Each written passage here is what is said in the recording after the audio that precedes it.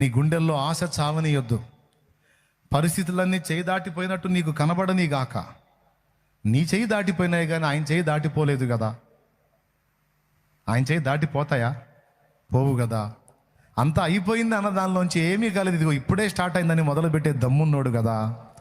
ఆ ఒక్క విశ్వాసం నీ గుండెల్లో పెట్టుకొని, ఆ ఒక్క నమ్మకం నీ గుండెల్లో పెట్టుకొని నువ్వు బ్రతుకు తమ్ముడా.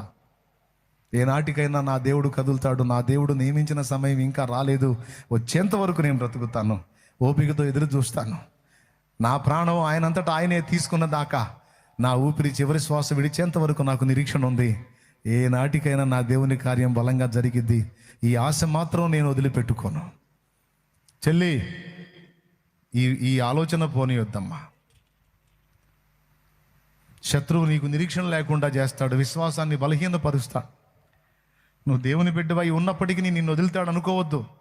రకరకాల పరిస్థితులు నీకు ఎదురవుతున్నప్పుడు వాటిని చూపించి నీ మనసును కృంగజేసి, లేదు నీకు నిరీక్షణ, నీ పరిస్థితి మారదు, ఇట్లా చావటమే నువ్వు, ఇక ఉండే కొంది ఇంకా దారుణాలు చూడాలి, నిన్నెవరూ ప్రేమించరు, ఎవరు అర్థం చేసుకోరు, ఈ శ్రమలు ఎట్లా తట్టుకుంటావు, ఒక్కసారి కళ్ళు మూసుకొని 5 నిమిషాలు కళ్ళు మూసుకున్నావు అంటే నీ ప్రాణం పోయిద్ది, ఈ బాధ ఏది ఉండదు నీకు, ఒక 5 నిమిషాలు కళ్ళు మూసుకో అయిపోయిద్దని సాతాను దురాలోచన పుట్టించి నీ ఊపిరి నువ్వే తీసుకునేటట్టు చేసి రక్షణ పొంది నిత్య జీవానికి చేరాల్సిన నిన్ను నాశనం అనే నరకాగ్నికి నెట్టడానికి ట్రై చేస్తాడమ్మా.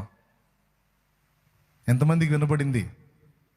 దయచేసి దేవుని పిల్లలైన మీరు దేవుని దినము కొరకు ఎదురు చూచుట అనేది చాలా కీలకమైన విషయం.